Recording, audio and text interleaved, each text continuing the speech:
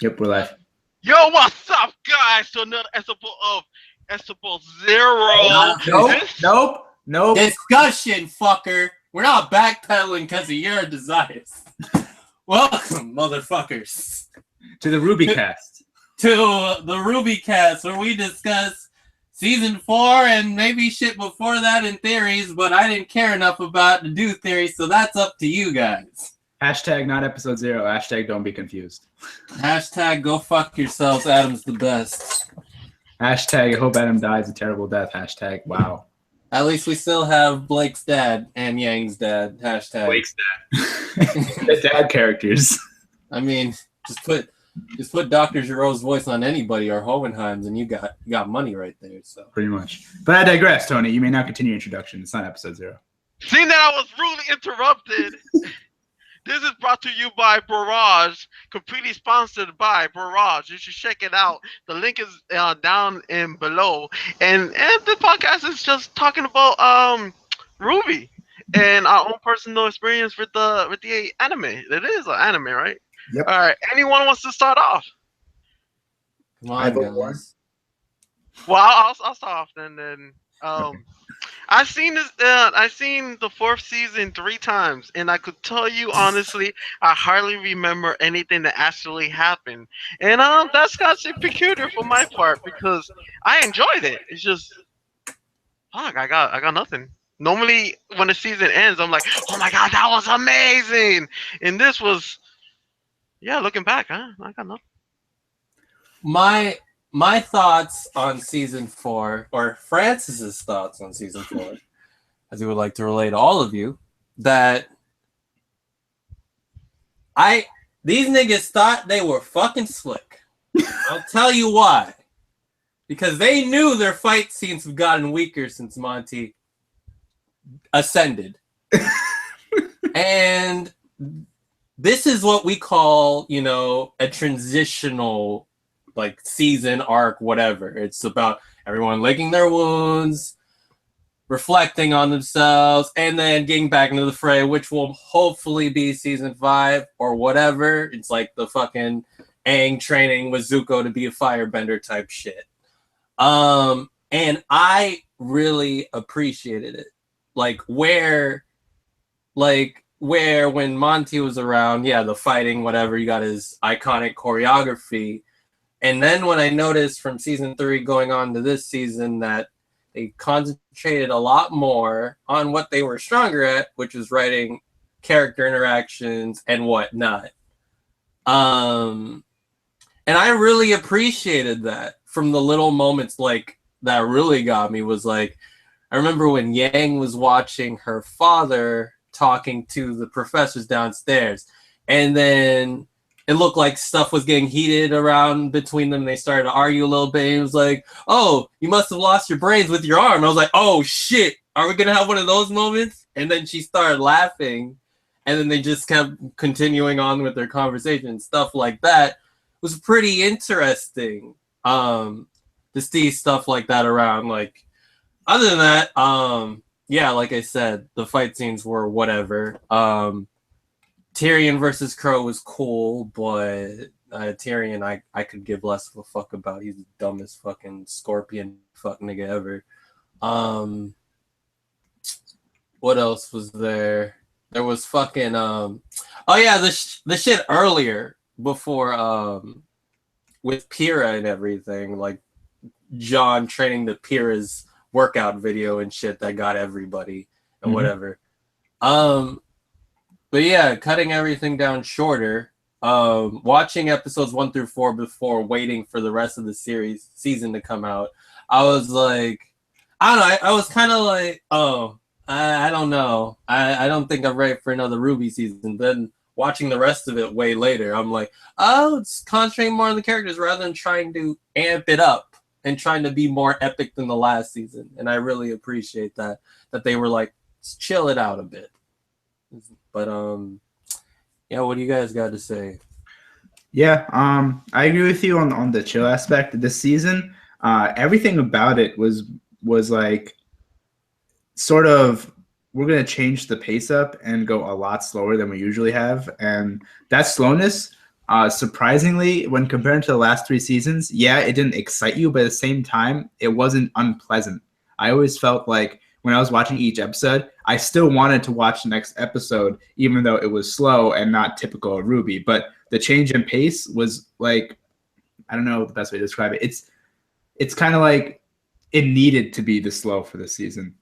Because coming off of season three had a lot of high octane things happening to it. And you're right, Warren. I do agree with you about the fight scenes and their stiffness that they incurred after Monty passed. But at the same time, I feel like despite those limitations, they really went balls to the wall with trying to get intensity out of season 3, and that's exactly what we got for almost the entire majority of it. So when you come off of a season like that, if you don't give the audience time to rest and soak things in, it kind of makes it difficult for them to keep up with the pace of the story, I think.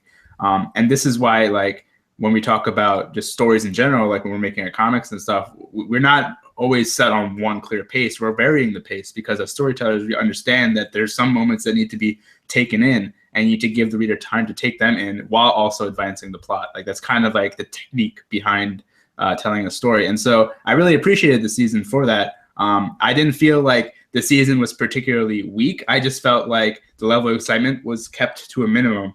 And to me, that makes this successful in my eyes, especially because even though the ending climatic battle wasn't as climatic as the others, the setup into the next season was very well done, I think. Yeah, they felt like they had to give you something with the whole freaking their backstory. What's his face? Rent and freaking camera bitch. What's her name? Nora. Oh, Nora. Yeah, their backstory, and they're from the Buddha Bop fucking Chinese inspired, Oriental inspired village and shit. And you get the fucking Bloodborne horse design fucking with the fucking arms and shit. It's like to give people that, like, oh yeah, you get your fight and then you get some backstory on these characters. I was like, okay, fine, whatever. It's like it kind of looked like it came from chapter 3. It does anyway. I actually really did like Ryan and Nora's backstory. It's simple, right? Like I'm not saying it's anything new or anything like that, but it for me, like those are characters that I wanted to know about. All of Juniper, I wanted to know more about, and the focus on John and Pyrrha in season 2, the death of Pyrrha in season 3, and the focus on their relationship in season 3, and now we got Nora and Ren. So the entire secondary, what you could argue, main team of RWBY getting this development is stuff that I've always wanted to see, because it's like, why are they with the main cast? Why are they so important? Why are they going to continue to be important? It's not that those questions are being answered, but we're coming to care more about them because the creators are taking their time with helping us understand what makes these characters who they are today. And I have a very strong feeling that's going to play a large role in like how season 5 plays out, because these guys are still here. We thought they were just like, joke characters in season 1 that would just like accompany the main leads, and the main leads would carry the plot, but they're also contributing to how the plot moves forward. And that's a really cool thing to me. Like, I'm glad that they're giving the support characters as much development as the main characters here. And season 4 helped to solidify that a lot. Okay. It's a lot of things. I really appreciate Rooster Team and this I would consider indie story or creators for the fact that they do listen to their fans, and they were like throwaway characters in the beginning, but people like them so much they brought them to the forefront, because I'm pretty sure they only had a plan for John and Pyrrha, but seeing that all the people like these other characters, they brought them. They gave us what the fan wanted, and I really appreciate that. I really love that. I did notice a little bit, like the first 2 episodes or maybe 3 episodes, the animation was kind of wonky or not as good as the rest of the season. It's like they use a different engine or a different way of making the movies, and they didn't want to backtrack and recreate the first couple episodes, because even the shading engine looked different and more smoother the third episode onward. And I like the fight scenes except the one with the water, but that was beautifully made. It was just way too generic. But when they first fought the giant robot, the giant rock creature, Yeah. that fight was so cool, but the end was so anticlimactic. And for me personally, in a fight scene, it's really important the beginning, aka why they're fighting, the twist when the character gets the advantage or disadvantage, and then the ending. And the ending was super weak. It made no sense whatsoever. That combination attack. I knew what they were trying to get. That they're working as a team, but I mean, they could have done a lot better than that. And then, oh my god, it just got better and better after that. And yeah, um, I will agree. I did notice that weakness in the beginning, but like I think with me, I was super hyped just that I was getting more Ruby because I will admit the more and more I've watched of Ruby, the more in love I've come to fall with the series, if that even makes sense the way I said that. But like so even though I noticed those weaknesses, like literally they were the furthest thing from my mind when I was watching that because I watched episode 1. You know how Tony said he watched season 4 3 times? I watched episode 1 15 times. And it's the only episode I've watched that many times.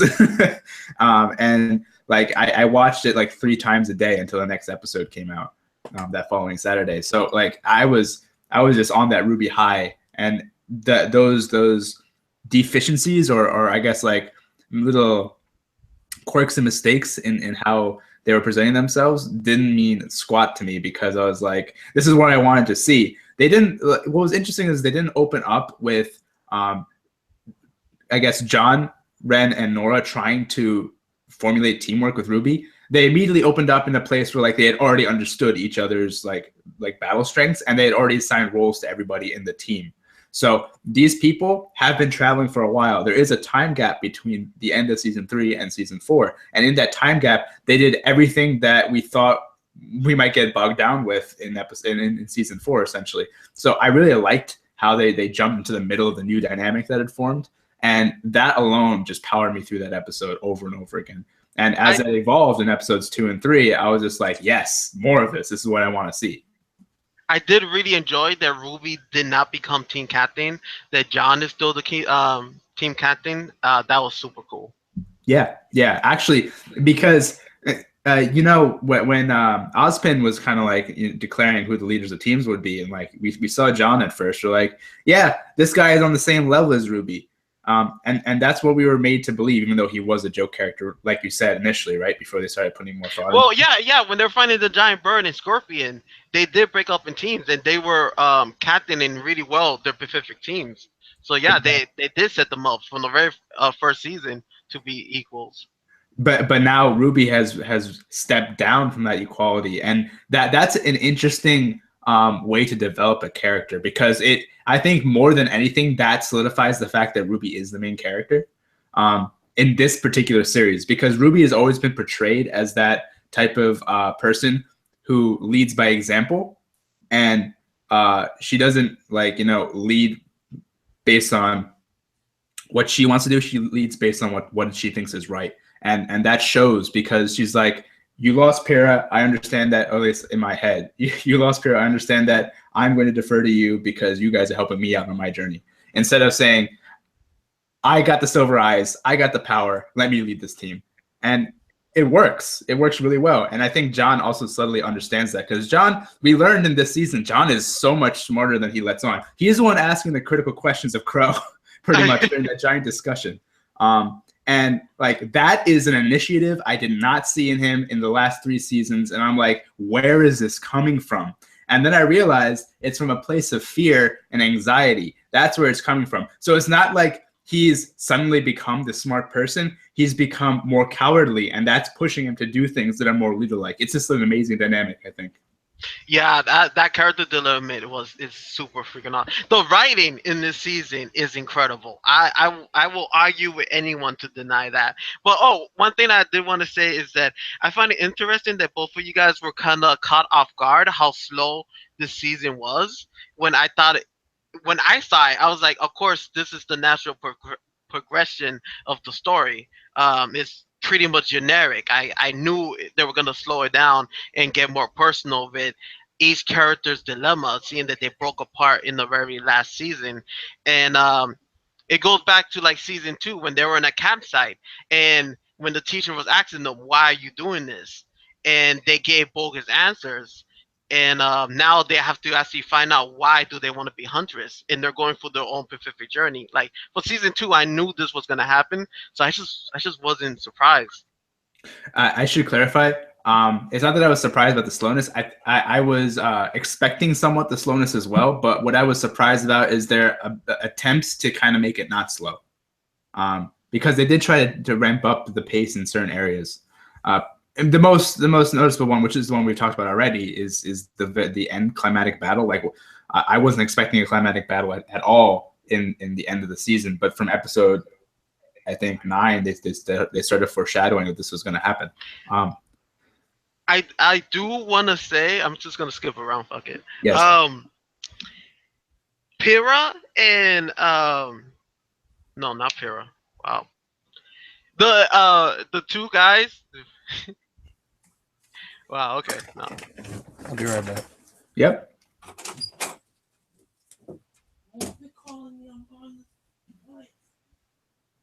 Okay, Ren and Nora. Their backstory, I really enjoyed their backstory, but I did not enjoy the giant creature that was terrorizing the villages and taking out the villages one by one. I thought that was kind of like a cop out. I believe they just went to the easy route versus a more complicated route that will be them having a problem with the gang of people attacking these villages that Yang's mother is a part of. I think that was a better idea and probably the original idea, but they found out that that would have been way more complicated. What do you think about that? Yeah, I do agree with that. As a matter of fact, at the end of season 4, didn't they cross out the sign Kuroyuri with bandits? Yeah. Yeah. So I mean, it's half cop out, I think, but also half that they wanted to save it for season 5 because season 5 is supposed to be the climax of the entire series. Monty only planned five seasons out. Whether or not it goes beyond 5 seasons it depends on how they do season 5, and I think they wanted to pack as much as possible into season 5.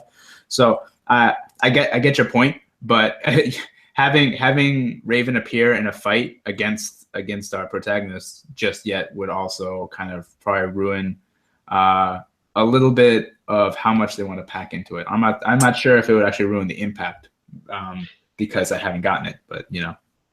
Well, no, I'm not talking about them going directly versus Raven. I'm just thinking of like another clan because Raven is parts of many clans similar to the Raven clan. I just think same thing as the White Faunus. Yeah. People hate the Faunus and whatnot, but now all Faunus are part of the White Fang.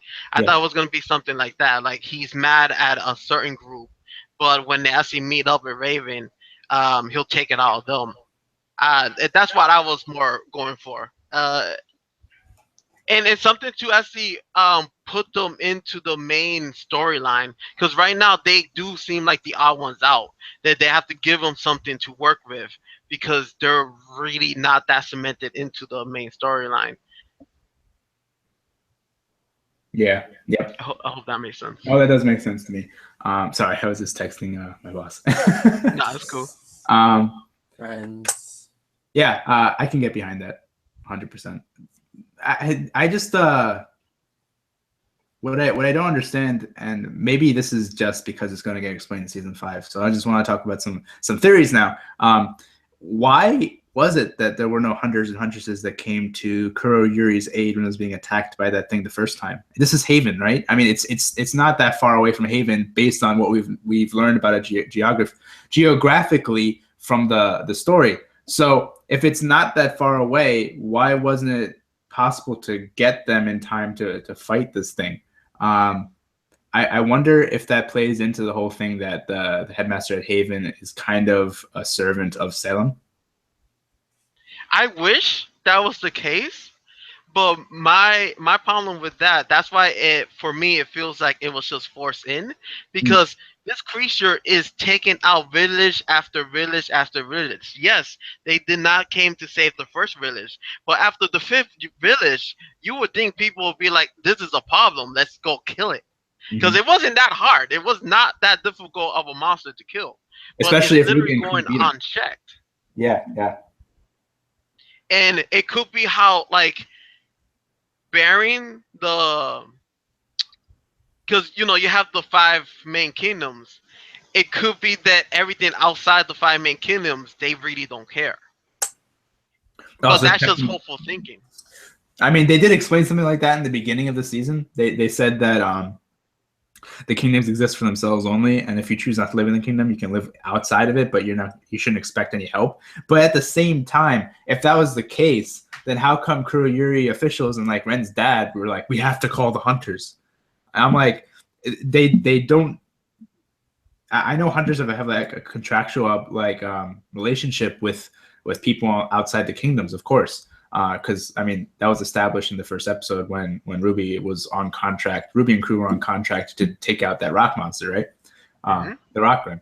But if they're on a contractual basis, wouldn't the hunters want to protect their own asset because that's a source of income?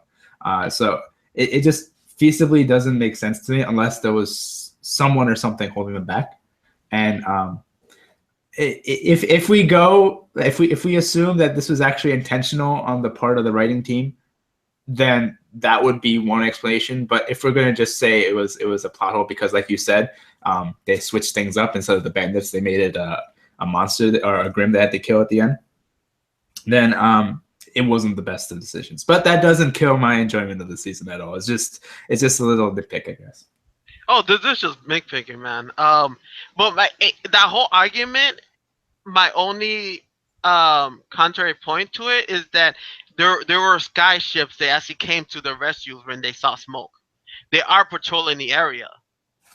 If these outside cities didn't matter, why do you have patrols? Yeah, that's a very good point. And then at that point, I'm just like, it must have been. It might have possibly been a change in decision halfway through the season, like you said. And my thing is, I like my things a little bit more complicated.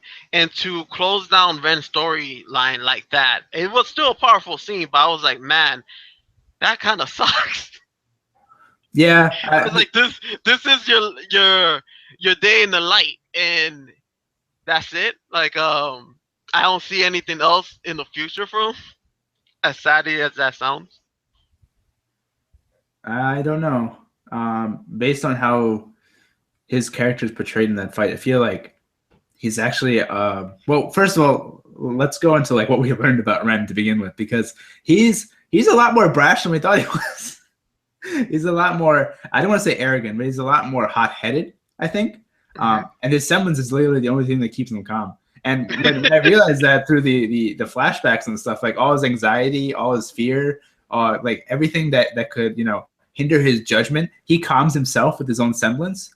When I learned that, I was like, it's not overpowered, but at the same time, that's a really powerful skill.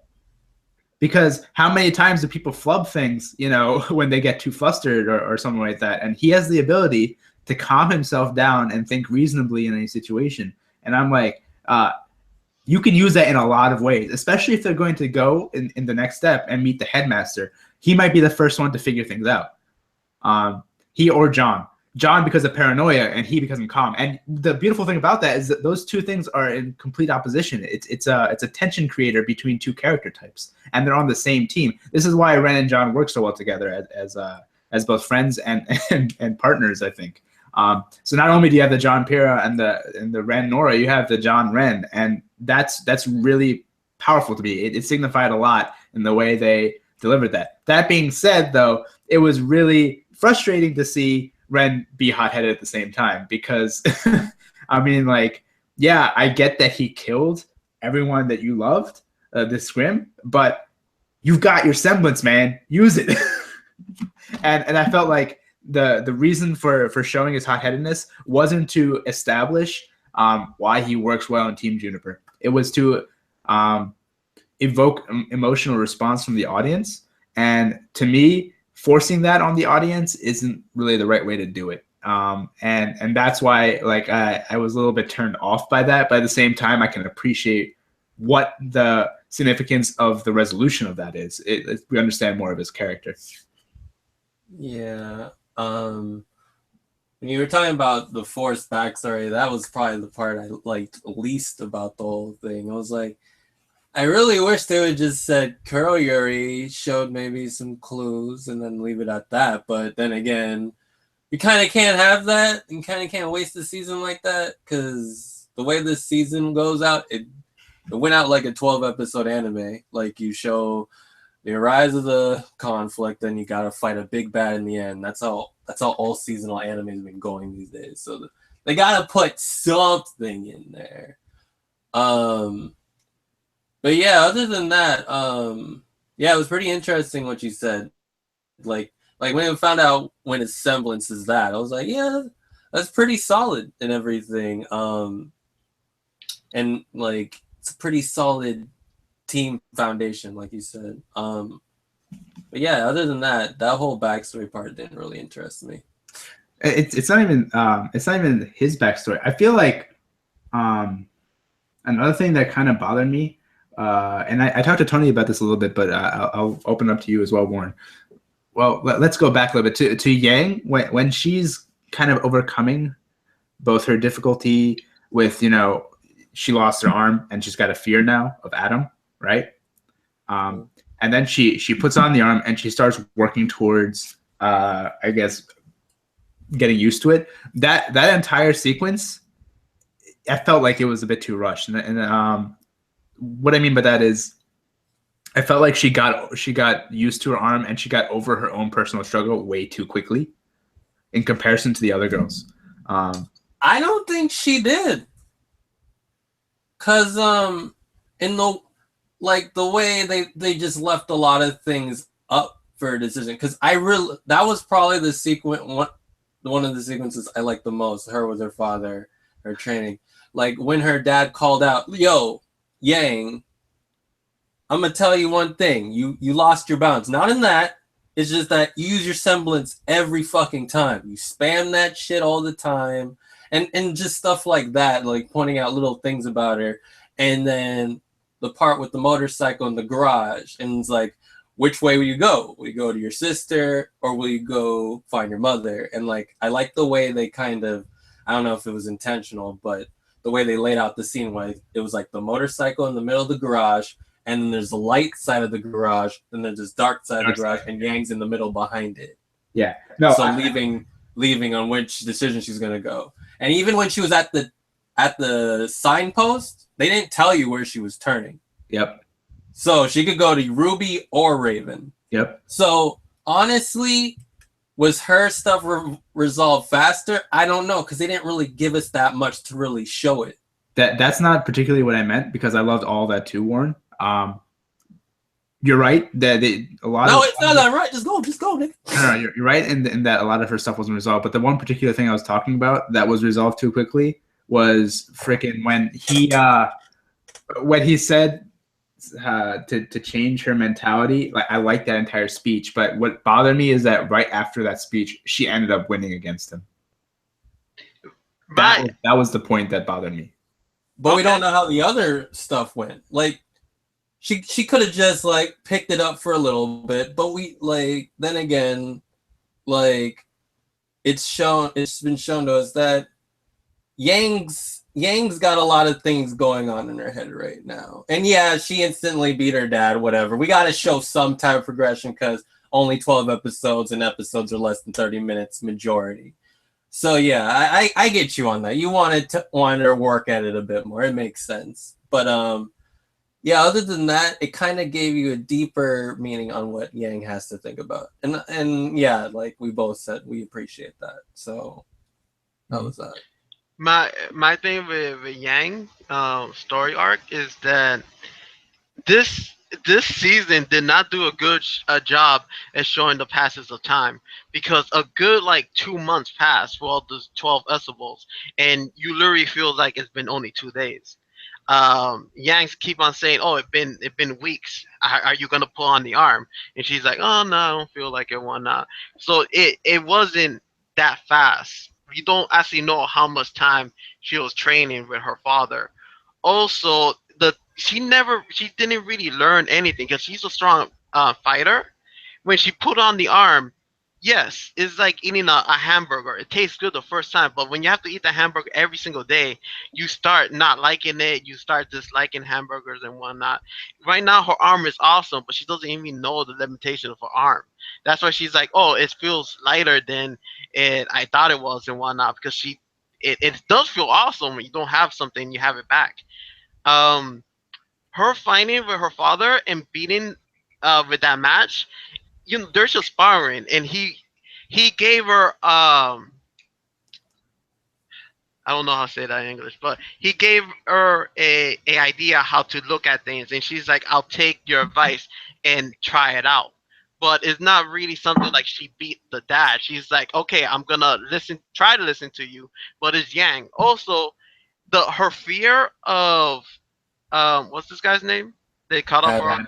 Adam. Her fear of Adam. I don't think she's over that fear. I just think she boggled it down and kept on going. Um, that's her thing. She keeps on moving forward, but she doesn't really confront her problems. Her like her addiction with her mother. Um, but moving on to the conversation, I believe it will be a better story, and I just think she's actually gonna go and find her mom. I think that's where her storyline is gonna take place. I would like it to do that because if she joins up with Team Ruby, it's gonna suck. I want to see I want to see Ruby with these other people and go to the town and deal with their problems. I want her to actually go with her mom and see how that clan works, that how that world works, and fill up the world of Veteran even more. Also, I believe Raven has the fall mating or one of the matings, and that could be how Yan as it becomes one of the matings. You think Yang's going to become a maiden? Yes. Wait, are all of Ruby's team members going to become maidens? Is that what's going to happen? I think so. But you do remember when Crow said to Raven, "You have a powerful member in your team," and she didn't want to talk to him and stuff like that. I think that is a maiden. I don't know, because there's a difference between powerful and like godlike, and the maidens are technically godlike in terms of their power scaling. I did actually, related to the maidens, I had another thing I want to talk about, but I'll get to that in a bit. I think, first of all, I think Oscar is a spring maiden. And I think the reason why Oz managed to make a connection with him is because Oz has a connection to the wizard who gave the spring maidens their power. And if we go from that sort of idea, like, it could be very well that the next two maidens either are very well versed in their powers or have no idea about their powers. Since we already have one, it makes more sense if the last two maidens, the summer and winter maidens, are already well established with their powers and have grown to be able to master them. And the reason why is because if we introduce any other characters in the development at this point, it's going to be hard to give them reasonable time to even show off their stuff in season 5. And this is all under the assumption, of course, that season 5 is like the last season of this arc that's going on, the Salem arc, I guess you could call it, if we're going to go by arc definitions. And if I don't know, I think if the main characters end up becoming the maidens, they have to go through a period where they're trying to learn to use the maiden's power, just like Cinder's going through that process now with the fall maiden. So I don't think that it'll happen that way, especially because they all have unique enough abilities that they can stand on their own without a maiden's power. Ruby's got the silver eyes, Yang's got her semblance, which is by most standards a really powerful semblance. It's probably, I think, one of the most powerful we've seen thus far. And then you've got Blake, who I have a feeling if things go as they're panning out, she's going to end up becoming a leader of sorts of the Neo White Fang or the revitalized White Fang. So she's not going to have a need for super strong semblance. And then Weiss has her summoning technique, which she doesn't need anything with. She can summon giant warriors to fight for her and stuff like that. So my point being that if Yang goes to find her mom, Yes, you're right, Tony. It'll be very interesting, but I don't think that's going to be a direct impetus to turn her into another maiden, especially because we don't really understand the dynamic between Raven and Yang. Only what Raven has said to Crow, and only what Raven has done for Yang thus far. And even then, they're both very vague things. So it could be that she really cares about Yang, and that she's not going to put her through something like that, like Ozpin would have, because Oz is thinking about the best for the world, whereas as a mother, maybe Raven thinks differently. So that's just what I wanted to put on the table. I'm really confused with what are you talking about? Okay, because I really doubt that the 5th season is gonna be the end of this arc. I think this arc ended with the last season and starting a whole new arc, and the the 5th arc is gonna be the middle of something because they're not gonna attack the city in that school in that one arc. How long it took them to attack the first city in school, I severely doubt it. Also, if Yang goes to her mother and finds out just being there, she has a chance of being the fall maiden. I'm not saying Raven is the fall maiden, or did they have to force the fall maiden onto her. They just need to locate the fall maiden, have her die, and have the last person she sees to be Yang. Because Yang could go, the mom just teabags Yang, and Yang makes a new friend. And by that nature, she could become the fall maiden. That's my thought about it. But just to clarify, she can't become the fall maiden because the fall maiden's already taken. Cinder's the fall maiden. The summer maiden. Fuck you. You know what I mean. I digress. No, you're right, but you're also. I just don't think it's going to work out that way. I don't think Yang's a character that's meant to be a maiden. I was gonna also say, when you said that the maidens may not know they're maidens, I hardly doubt that's even possible. Well, look at Oscar. That's my biggest. I don't justification for that. It's so because we have so little information. Because right now, I think Cinder, she is fighting to have control on her own body. I think Pyrrha is trying to take over her body, and that's super interesting to know that it's gonna work that way. But we have no idea because there's so many things that's not explained in this. Like, what exactly is a silver eyes? What is actually happening with Ruby? Is Ruby remembering the last moments of Pyrrha, or is it really Pyrrha?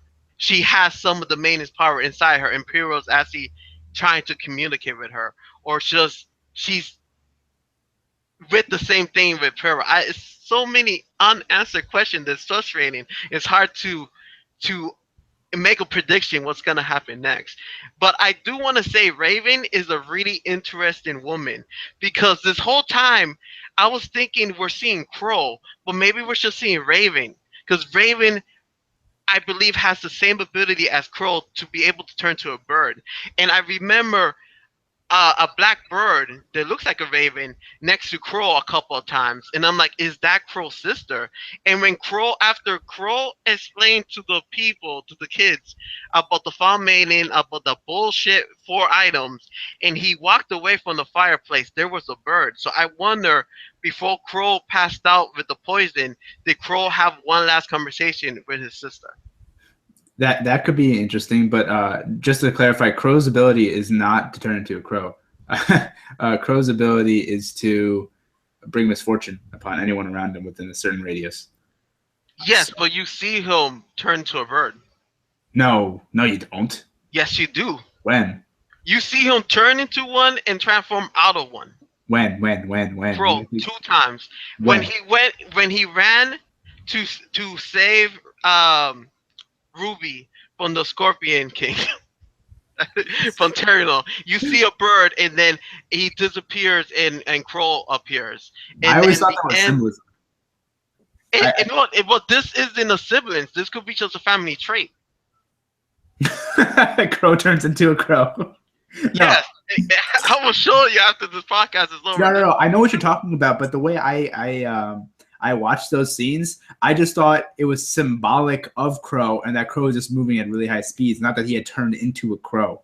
Like they never do shit symbolism in this freaking anime. yeah, they do symbolism all the time. Do you remember when Ruby was talking in front of the grave? That was definitely Montium's, even though she thought she said it was her mom's. Yeah, there was a bunch of symbolism there. But my point is this: like when a crow appears, that is a symbol that crow is there. It's not necessarily a symbol that it's not necessarily a thing that he turns into a crow or he can talk to crows. Because what are crows? That they're known as harbingers of death. And that's the symbolism they're trying to get across. Every time Crow steps in, something bad is going to happen. And he wasn't introduced that way. I still disagree, man. I mean, either way, whether or not he turns into a crow or not, I think they're just paying homage to what 90s anime does, because they do the same exact shit. Pretty like much. Tuxedo Mask flies away and then fucking woo, fucking random.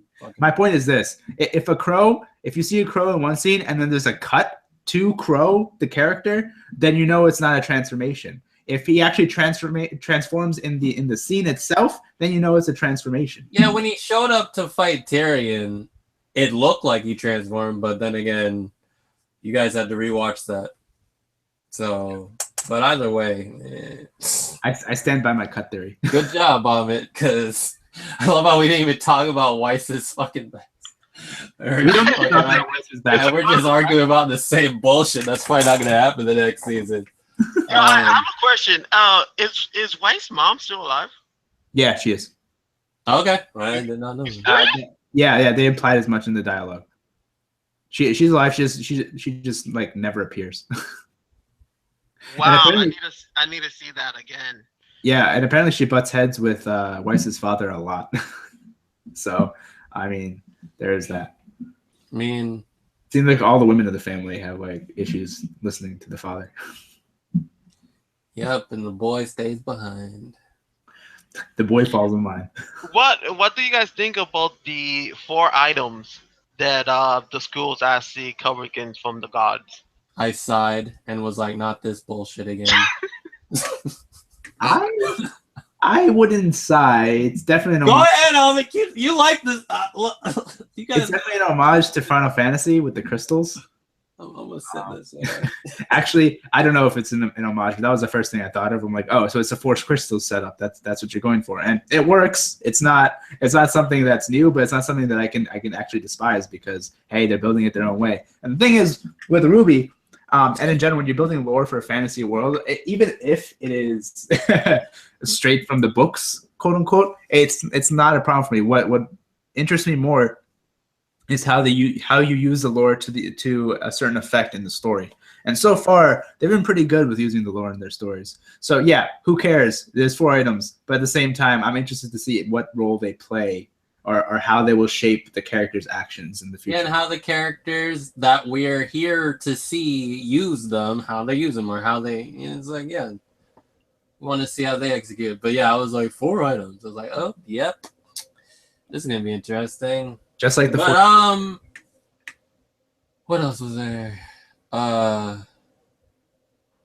did want to say, just real quick while Warren gathers his thoughts. The place I got the 5-season thing from, Tony, is that when Monty passed, they specifically came out and said we only have 5 seasons outlined. After that, we don't know. So we're thinking about kind of cutting it after the 5th season. Now we're at the point where season 5 is a reality, and we're like, okay, it's either resolutions or it's going to go longer than that. So I was operating on the assumption that the 5th season is the last season, but I don't know. In a post-Dragon Ball Super world, I don't think it's going to end at 5. But then I think they're going to run this cash cow as far as it's going to go. But that's just me saying. I hope not. No, but I understand what you are saying, but it's really different when you have like outlines and when you actually start creating something, you find out that you start running out of space and you have to enlarge, make it longer or whatnot. Just because he has the idea doesn't mean when they actually go into creating it, it'll be the same number. Yep, you're right. Yeah, because I guess I wasn't thinking about that. Like the way you guys, what Tony said earlier about characters being throwaway like Ren and all of them, and it's like, yeah, that's how Monty operated up until RWBY. He just made cool looking characters and them fighting, and then like all he really explained was RWBY and their relationship to freaking fairy tales and all that shit, and fucking their quest to become huntresses, all that bullshit. But then, as like you guys said, characters become more attractive to people and be like, oh shit, I want to know more about Ren. I want to know more about the fucking waitress at the fucking bitch flirting on Crow or some shit. And they're gonna make more backstory. Show these characters. Because RWBY's really fucking popular now to the point where the Japanese people are more interested in it than fucking most Americans. So to the point where the Japanese people are the first people to make an art book for it. Yeah, make better merchandise than fucking people here at home do. So it's actually, I just think that's a cultural difference. I think Japanese are like, oh, they have something new, let's sell it. And then Americans are like, oh, we have something new, let's collect it. You know, and RWBY Chibi too, yeah, I hope they wrap everything up in 5, but my experience that leads to my cynicism with anime like this and stuff like this, it's gonna either end really bad or I don't know. Yo, I want this to go Naruto style, man. We're seeing stories about the kids, man. But yo, Ahmed, I have a question. Do you think when Crow was talking to the kids in the fireplace, he actually retconned the story of the maidens and allowed men to be maidens? Because he when they said like, you know, another girl, he's like, no, another person specifically. Wait, I found that really interesting that he worded it that way. Can you give me a little bit more about what happened in that scene? Because I'm trying to remember what you're talking about. I remember the conversation, but I'm blanking on some of the wording. I don't remember exactly the wording either, but like the guy was saying to Crow that, so you're telling me the last person could be the fall maiden after the maiden dies, and Crow interrupted him and said the last person. Oh, the last person they think of? They thought of? But like he didn't ask sex, and I wonder, is that him retconning how the maidens work? Well, that's assuming again. That's assuming that that Oscar can or cannot be a mating, and well, no, that's not assuming that. That brings up the whole Oscar conversation again. That's what I wanted to say, because honestly, yes, the first maidens were women, but the maidens' power in specification were gifts given to them by the one wizard dude. So if we assume this wizard dude is that life guy, right, in the brothers story, then it could be said that you don't need to be male or female. But again, this requires more context, like you said, Tony. We don't know enough about the situation. However, if that's the case, then is John a maiden? Well, it depends. That is beautiful. That there's so many yeah, wow, I got nothing. It depends. Did they ever confirm who the last person she thought of was? Because I would think it's RWBY, but it could have been. We assume Pyrrha is like perpetually thinking about John. That's just how, like. Yeah, like low key, like, oh, RWBY, you're in front of me while I'm dying, but I want John's dick. Very nice. Pretty much. So yeah. I mean, I would have thought. And I wonder, because man, they writing, like I said, is awesome, but I wonder if they're just still trying to figure it out. That's my thing. Like them themselves don't know like which way the feather's gonna actually fall. They're just gonna wait till everything blows over, read the fan fiction, and be like, "That's a good idea. Let's go." And that's the funny thing, because they actually do read the fan fiction. It gives them Star Wars does it. Why can't RWBY? Say what? Star Wars does it. Why can't RWBY? Star Wars doesn't do it. Star Wars does that. Mm-mm. Yo, I love the fight scene with Terino, because Terino was getting really bad luck, but his skills level is so high that it wasn't even stopping him. That fight scene was beautiful. That was awesome. I take that back, Warren. Star Wars does it to an extent, but they don't do it to the point where fans actually care. I don't know anymore. Because I've read some of the extended universe stuff, and it's just like, yeah, they do try to incorporate homages, but they don't go far enough, I think, in order to appease the people who like the extended universe. But they brought Darth Maul back. Yo, it wasn't even canon, but that's when Dark Vader took a the moon to crash into the planet with his force power, I'm like, nope, I'm good. So, anyways, my last thing I actually want to talk about is that I love when Osman was talking to. Let me get these guys' names. Crow or Oscar? You said Osman, so it's either Crow or Oscar. Okay, when Osman was talking to his little circle, and Ironwood is in that circle, okay. and he kept on saying he does not trust Ironwood, Osman, and in the end, it seems like Osman's circle was the circle that betrayed him, and Ironwood was doing the best he can to actually save the people, but because he's not privileged to these information, because he wasn't handpicked by Oscar, he couldn't help specifically. So I find that really interesting that what really messed up Osman was not trusting other people.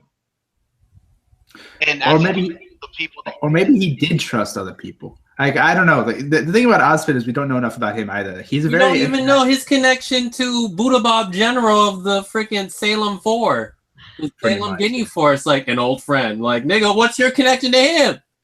Yeah, why does Salem know his name? And did Salem and freaking Osman used to have a thing? Did they want to shape the world together, and then they split on ideals? Like, he became on the light side, she became on the dark side. You don't know. I actually honestly think that they're both descendants of life and death. I mean, that's the way it's set up right now. Like, that's the way it looks like. I mean, if we go full blown Naruto right now, it's like fucking the dark, the light, and then the fucking fall maidens, the Jinchuriki. I can't. Well, I can't deal with this shit right I don't know about Naruto. I just think it's the idea of contrast. It's all Naruto.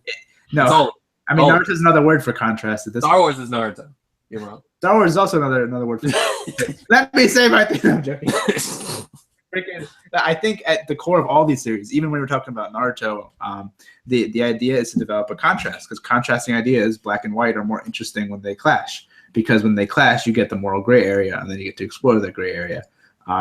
So like it's just fundamental for stories to pit light versus dark, because then you get the mushy gray that you get to wallow around in, and so does the audience. And to that effect, yeah, you're right. It's the obvious way to do things, and sometimes obvious is best.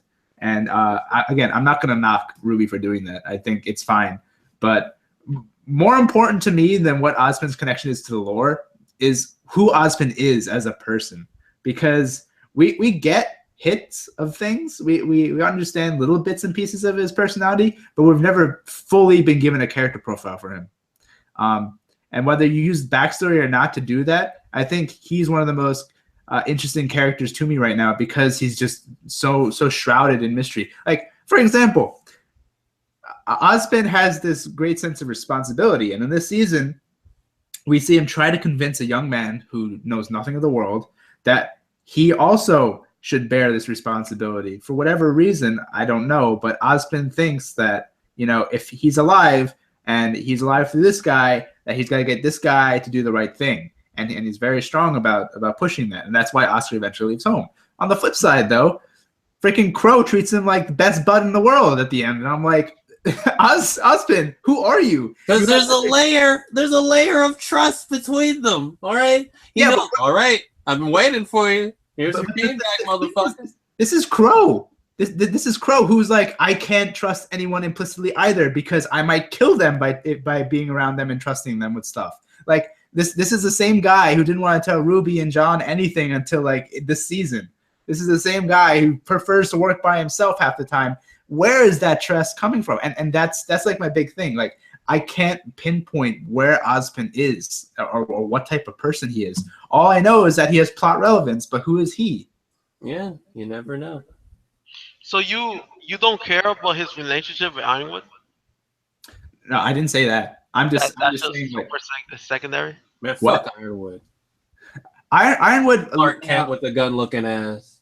Ironwood is an interesting character, I think, because of the way that the team has portrayed them thus far. A guy who's trying to do the right thing, but kind of screws up along the way in various ways. Like, how the heck did he not think his own systems could be hacked? Like, that's something that when you're in power, you should automatically understand, especially if you automate things. And like, so he has some failings as a leader, but at the same time, he's legitimately trying to do the right thing. And we see that at the end of season 3, I think, when he's like trying his best to find the right words to say to Glenda and Crow. And like, I think Crow and Glenda at that point realized it, and that's where they came up and like, don't worry about it. Let's just focus on getting this situation under control. I don't know if Ozpin actually, this is going back to what I wanted to say initially, I don't know if Ozpin actually had mistrust towards Ironwood. I think Ozpin looked at Ironwood as a child. That was the difference in sort of their standing. Like, Ironwood was the new guy into that quote-unquote little mini group, which is a subset of the big group that Ozpin associates himself with, because Ozpin's a headmaster, right? So he's obviously in the headmaster circle, and then he's got his own personal attendants. Atlas joining into Ozpin's circle probably gave Ozpin a lot of power, but at the same time, Ozpin was looking at Ironwood as like, we gotta sort of train him to think our way. And this is the reason why I say that is because as stupid as it is, I've been going through a similar process, because, you know, getting hired into a retail position, like, they want to train you to think in the management's perspective, because if you do that, then you help promote management goals. And so in the same way, I see like Ozpin trying to do that to Ironwood, and Ironwood is resisting because Ironwood has his own notions of justice and self-preservation. And those crumble by the end of season 3, because he's like, I done goofed, and now I need to figure out how to make up for it. So that's my take on it. I don't think Ozpin mistrusted him. I think that was stated verbally, that he did not trust him for the fact that he wasn't picked by him. He was someone else electing him to join the group, and at the whole time he was in that circle, no one gave him information. He had to crawl and sneak around and get the information himself. That's the reason why they got hacked in the first place. Like, he didn't know they were already in the city. The lack of information caused him to not be as effective, and Osborne didn't want to give him that information. But prediction for the next season of where it's going next. I'll go first, man. I think RWBY is gonna go to the city and do RWBY stuff, and we're gonna see more with Team Jupiter's, the rest of their members and whatnot, and Perry's, the stuff with Perry. My thing with his wife's, I think she's gonna meet up with her sister, and her sister's actually gonna train her. I think Yang is gonna meet up with her mom and have adventures over there, and Blake is gonna go and do stuff with White Fan. I don't think Team RWBY is actually gonna join back together, maybe until the very end of season 5. But I think they're gonna go still their separate journey, because in the end, they still haven't solved their personal problems. They're all on their personal journey to become huntresses. What about you guys? I think I agree to a certain extent. I actually think they're going to meet up halfway through season 5. My reasoning for that is because I think whatever's going to happen in Haven is going to draw them all there. Because if you think about it, the antagonists have control of the White Fang. So Blake has a reason to go to Haven if Haven is the next place that's going to get attacked or overrun. Especially if the headmaster is in charge, he's going to let it happen. So they're going to meet with the headmaster. Headmaster is going to proceed with Salem's plan. White Fang and the Grim are going to come down and bear down on Haven. Haven's going to be the next on the chopping block. So that means Raven, who has an interest in the Maidens, is probably going to be there. And it also means that Winter, who's been actually investigating Haven while training Weiss is also going to be there. So whether or not they get through their problems or not, they're going to meet up at least once. I think that meetup point is going to be in the halfway through the season. And then after that, they might still decide to part ways and continue forward with their own personal problems. But there's going to have to be a point where they all meet again in season 5. And I think the end is not the right place for that. So I think they're going to be halfway through it. I just want more Adam. That's it.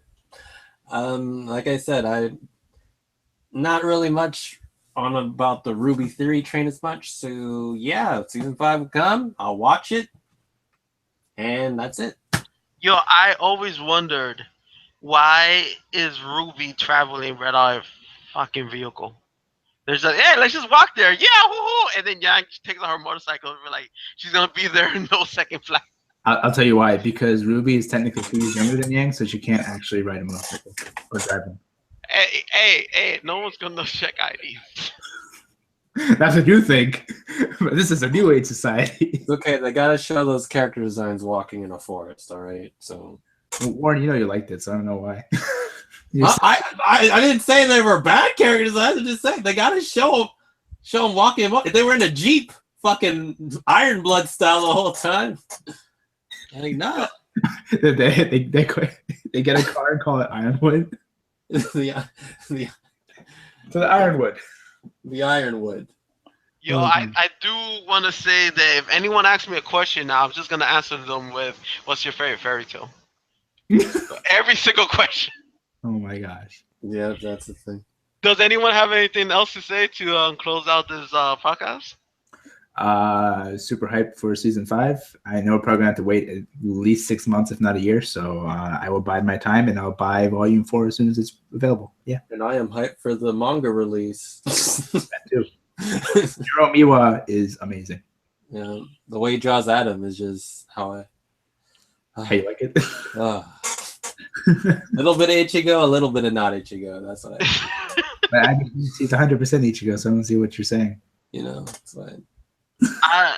I'm not an animation snob, but I'm really interested in see how the next season is gonna look, because little by little they're getting really good at animating this.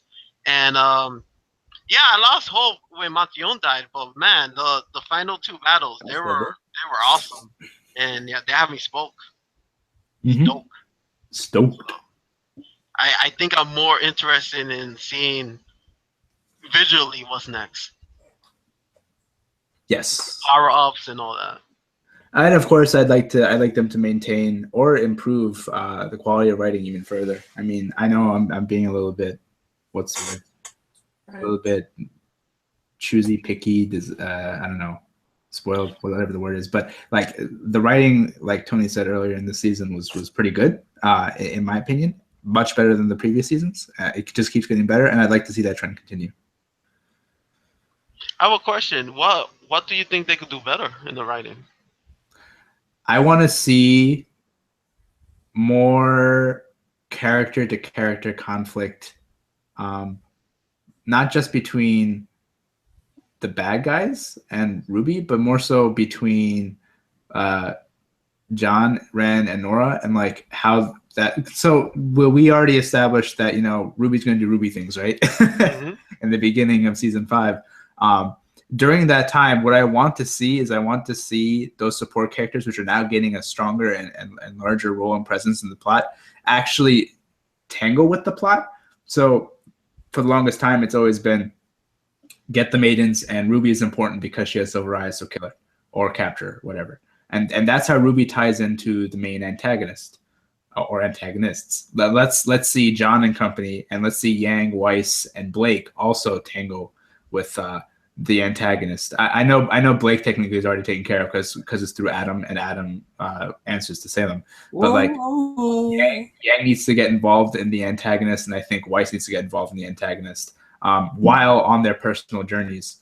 And I think if they do that, it's going to create a more cohesive narrative, because so far it almost feels like it feels like they were setting up with Team Juniper, because like as soon as Pyrrha died, John and company were like, we need answers. And the only way they're going to get answers is by clashing with the antagonist. But they didn't take that extra step and actually, have them have personal stakes for why they're going up against the antagonist yet, and I want to see that. That's what I mean by better. So like more thoroughly integrating the characters into the plot than they already have, because they're doing great things with developing the characters, but now they need to start weaving it back into the plot, I think. And where do you think the item that was hidden in the school is? I think it's on Osmond's cane. Yeah.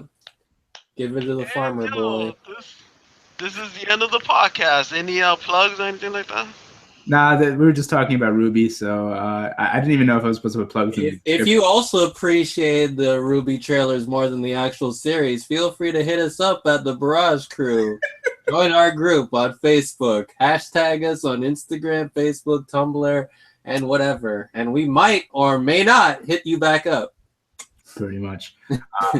As usual, thanks for watching. If you did, we appreciate it. And yeah, we are a bunch of artists. If you don't know our channel, Episode Zero, you can check out a bunch of other podcasts. We're not actually working on podcasts regularly right now because we're working on Barrage 3. So when that comes out, we'll be back to our podcast schedule like every 2 weeks.